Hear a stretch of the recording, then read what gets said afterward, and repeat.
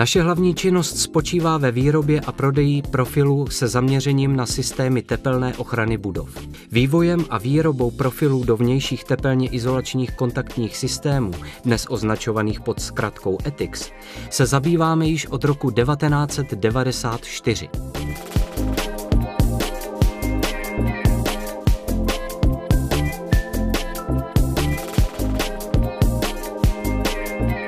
Svou produkcí několika milionů metrů lišt měsíčně jsme se stali největším domácím výrobcem. Své výrobky dodáváme nejen na český trh, ale exportujeme je i do 20 evropských zemí.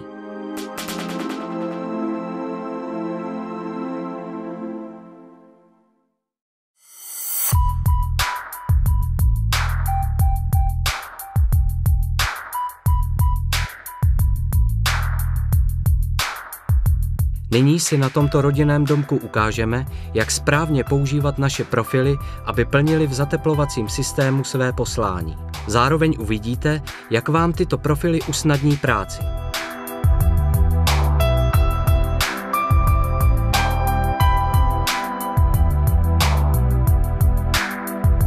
Nejprve si prohlédneme stavbu na snímcích pořízených termokamerou. Tyto snímky nám odhalí veškeré nedostatky hrubé stavby a ukáží nám všechny úniky a prostupy tepla z objektu ven. V závěru je potom porovnáme se snímky z termokamery vyhotovenými po zateplení. K založení izolantu do roviny se používá zakládací profil LO, označovaný též jako profil soklový. Rohový zakládací profil získáme tak, že ho v jeho středu nařízneme pod úhlem 90 stupňů, naříznutou část odlomíme a profil ohneme do pravého úhlu. Zakládací profily ukotvíme k podkladu pomocí zatloukacích hmožděnek v rozmezí 30 až 50 cm. Profily mezi sebou spojíme spojkami. Aby se nám profil při zatloukání hmožděnek vlivem nerovnosti zdiva nedeformoval, použijeme k montáži speciální podložky různých tlouštěk. Zakládací profil uzavírá systém a zároveň slouží jako ochrana proti mechanickému poškození. Okapnička na konci profilu nám zajistí bezpečný svod dešťové vody ze systému a zabrání tak vzlínání vlhkosti pod izolant.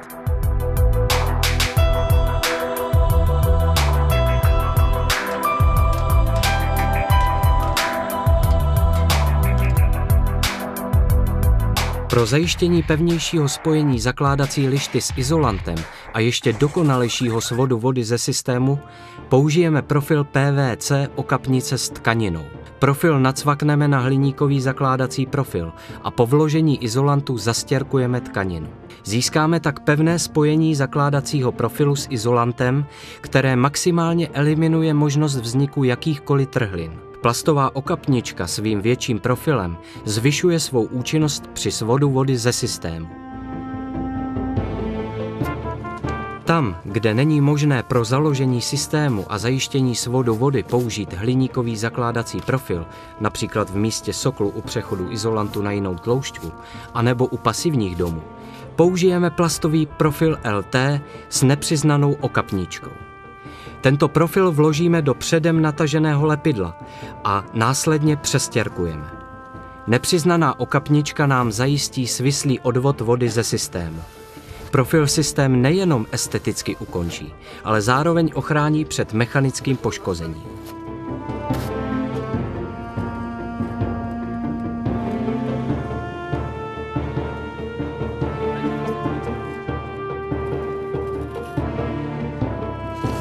Po upevnění zakládacích profilů přistoupíme k lepení izolantu, v našem případě polystyrénu.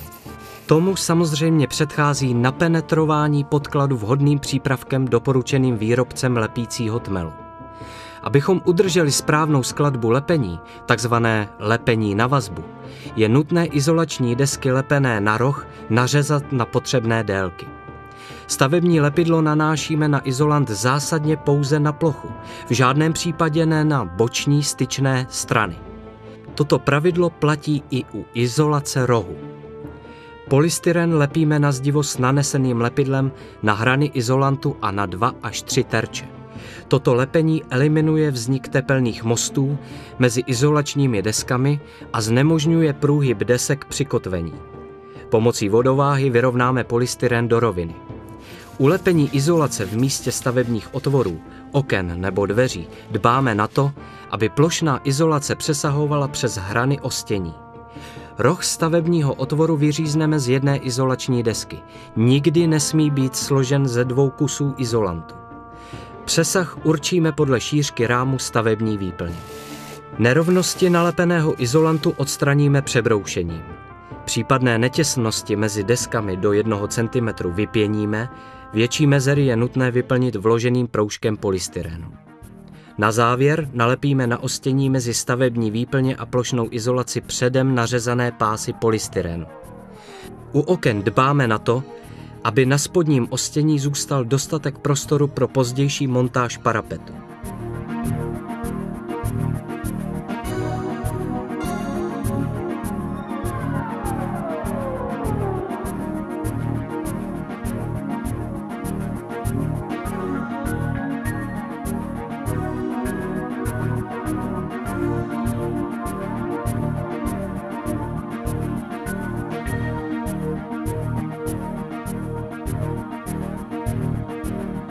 Abychom docílili pevného a přitom dilatujícího spojení rámu okna s omítkou, je nutné použít začišťovací profil.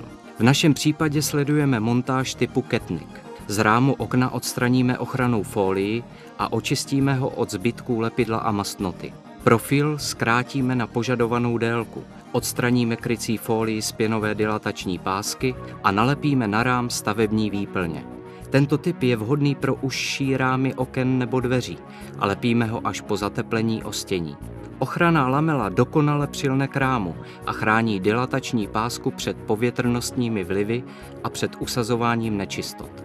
Tkanina na začišťovacím profilu nám zajišťuje nutný 10 cm přesah pro armování systému.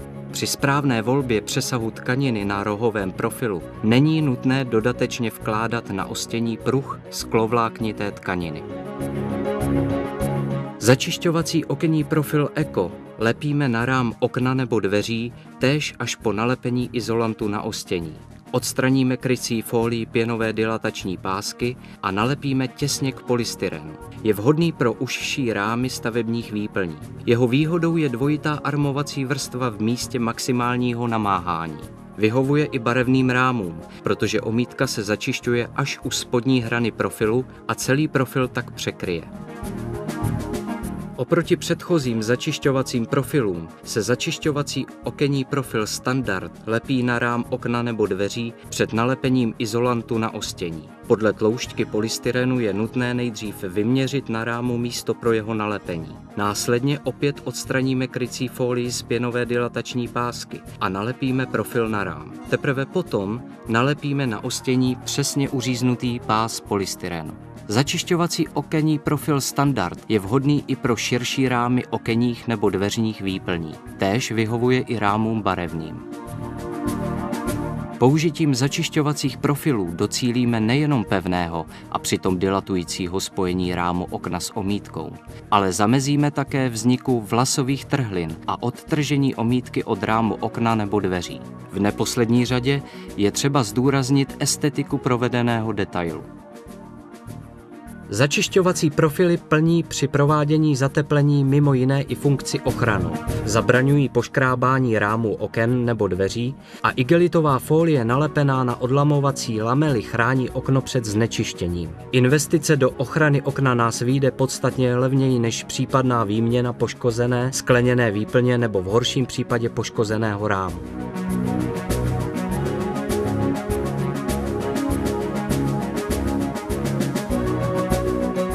Všechny typy začišťovacích okenních profilů se v rozích napojují na sraz, na tupo nebo na koso pod úhlem 45 stupňů. Při napojení profilů na sraz je zapotřebí u jednoho z profilů před nalepením na rám odlomit část lamely. Při napojení na koso vytvoříme potřebný úhel 45 stupňů pomocí speciálních nůžek na profily. Začišťovací okenní profily lepené svisle nedoporučujeme mezi sebou napojovat. Zamezíme tak vniknutí vlhkosti pod izolant. Z tohoto důvodu vyrábíme začišťovací profily v různých délkách. Dle potřeby se při montáži zkracují. Rohové profily neboli kombilišty vyrobené z hliníku nebo plastu jsou nezbytné pro vystužení rohů, hran, ostění oken a dveří v kontaktním zateplovacím systému. Zabraňují též vzniku vlasových trhlin. Profily vkládáme do předem nataženého lepidla a následně přestěrkujeme. Vždy je nutné dodržet přesah tkanin 10 cm.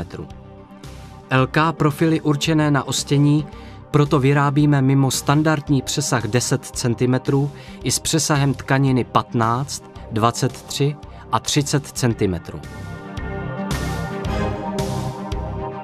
Pro ochranu rohů, kde je zapotřebí navíc zajistit svislý odvod vody, vyrábíme okenní profil LT Plast s nepřiznanou okapníčkou.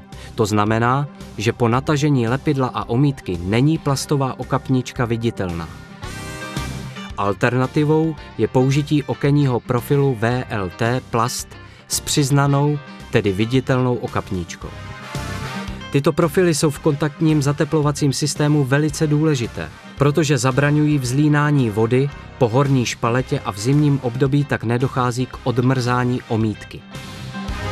Abychom zamezili vzniku vlasových trhlin v nejvíce namáhaných místech, jako jsou vnější rohy stavebních otvorů, je nutné tato místa diagonálně přearmovat, a to tkaninou o rozměrech minimálně 20 x 30 cm. Vnitřní rohy zpevníme vložením pásu sklovláknité tkaniny, široké dle ostění. Tkaninu je dobré si předem naformovat do pravého úhlu.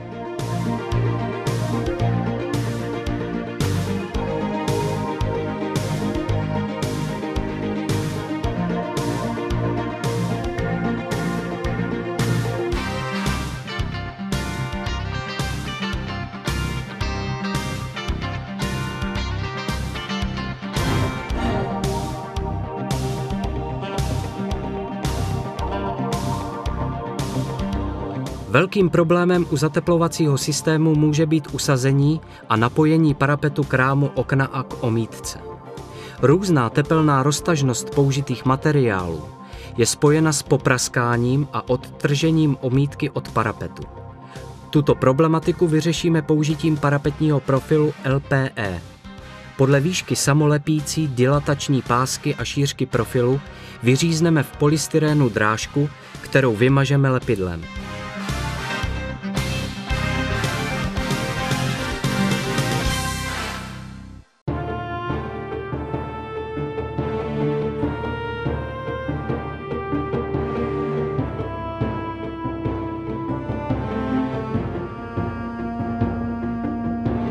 Tmel naneseme i pod hranu spodního ostění na svislou plochu.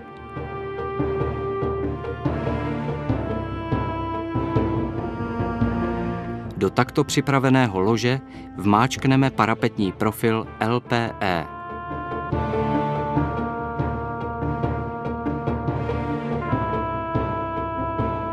Po usazení zastěrkujeme sklovláknitou tkaninu profilu.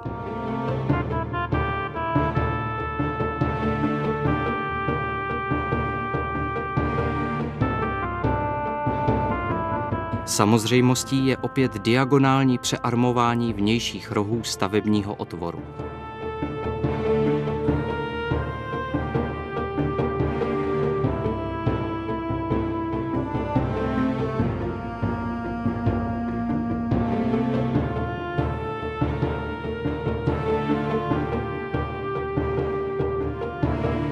Po zavadnutí tmelu sejmeme ochrannou fólii z dilatační lepící pásky.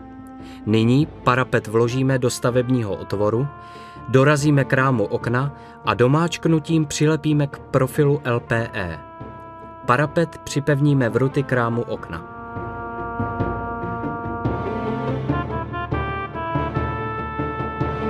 Aplikací parapetního profilu LPE do kontaktního zateplovacího systému si zajistíme trvalé, pevné a přitom dilatující spojení mezi parapetem, rámem okna a omítkou. Toto spojení je odolné vůči povětrnostním vlivům a zabraňuje prostupu chladu. Též odpadá dodatečné tmelení spár.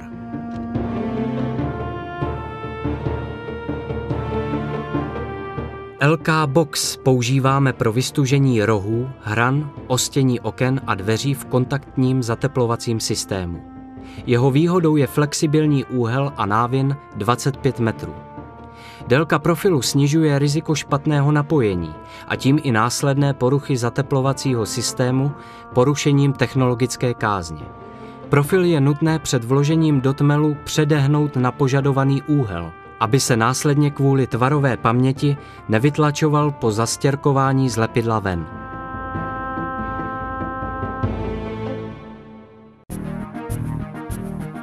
Dilatační profily umožňují napojení jednotlivých ploch kontaktního zateplovacího systému s přiznáním spáry, například domu z garáží. Dilatační spára je chráněna proti povětrnostním vlivům.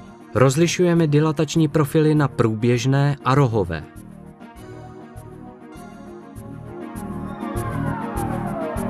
Dilatační profil vkládáme do předem nataženého lepidla a poté stěrkujeme. Je možné použít dilatace s přiznanou nebo nepřiznanou hranou, tedy podomítkové.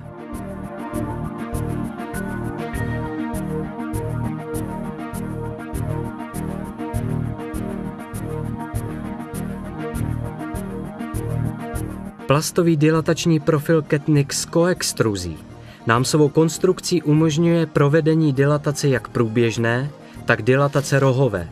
Dilatační spára je proti povětrnostním vlivům chráněná lamelou z měkčeného PVC.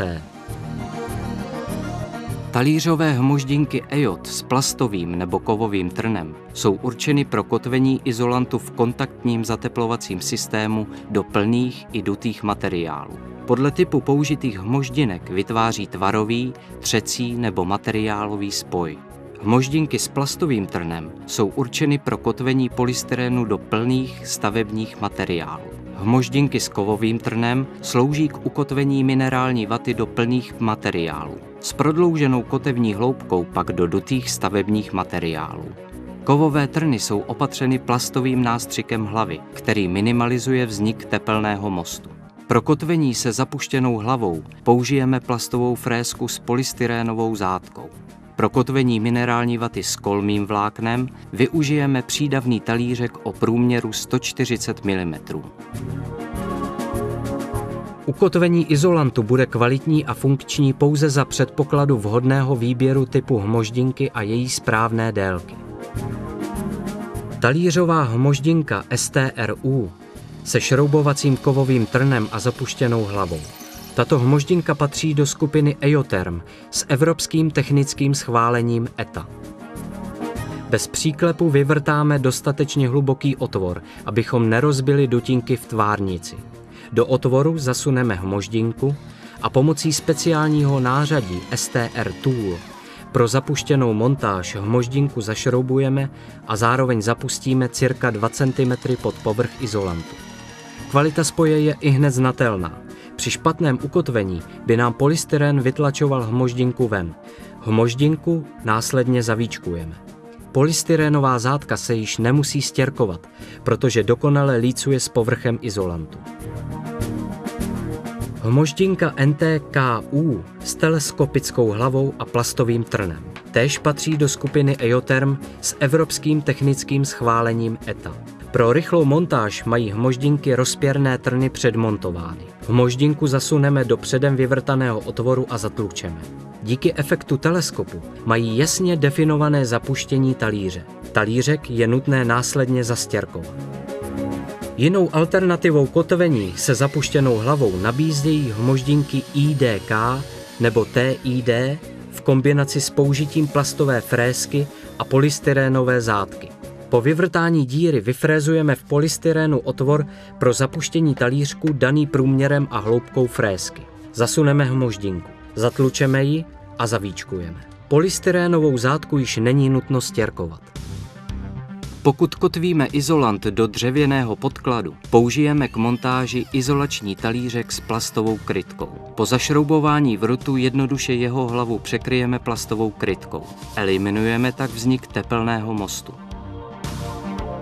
Pokud na zateplovací systém nebude jako povrchová úprava zvolena omítka, ale obkladové pásky nebo dekorační materiály, jako například keramika, kamenina, které svou váhou zatěžují systém, je nutné izolant kotvit jiným způsobem. Kotvíme až po armování zateplovacího systému sklovláknitou tkaninou, v tomto případě pancířovou tkaninou Vertex R267. Hmoždinky šroubujeme po mírném zavadnutí tmelu. Použijeme je v tomto případě v kombinaci s malou polystyrénovou zátkou. Talířky hmoždinek je nutné zastěrkovat.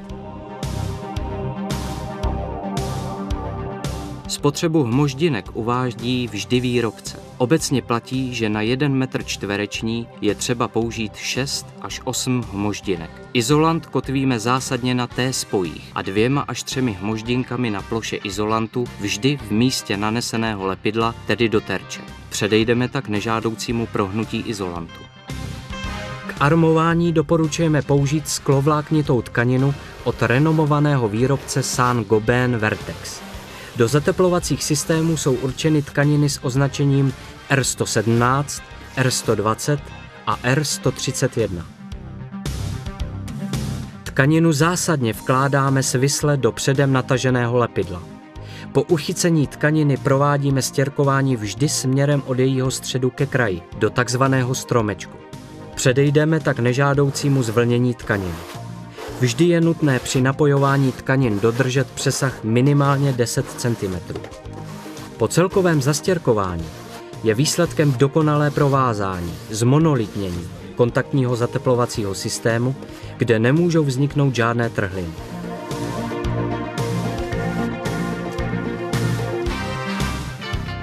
Po vytvrzení tmelu je nutné zastěrkovanou plochu přebrousit.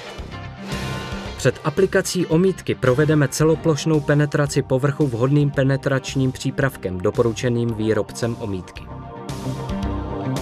Omítku nanášíme a její konečnou finální úpravu provádíme dle doporučení výrobce.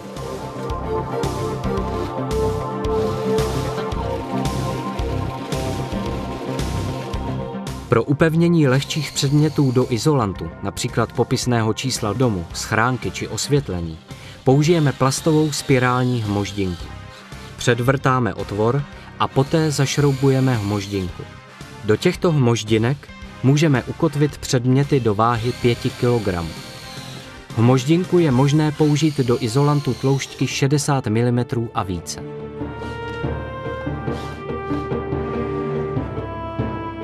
Jestliže máme hotovou konečnou povrchovou úpravu, tedy kabát domu, odstraníme z oken ochranné fólie, a to odlomením lamel ze začišťovacích profilů. Lamely je potřeba oddělit od profilů ještě před úplným zavadnutím omítky. Můžeme tak opravit případné nedostatky v začištění omítky na hraně okenního profilu. Fólie sloupneme i z parapetů.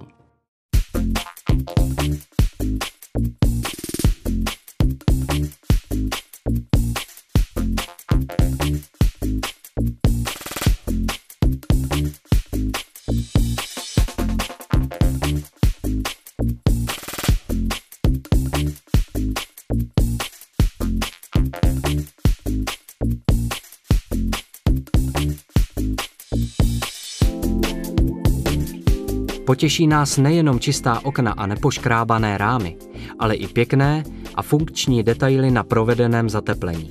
Kvalitu provedeného díla nám však prověří až snímky vyhotovené termografickou kamerou.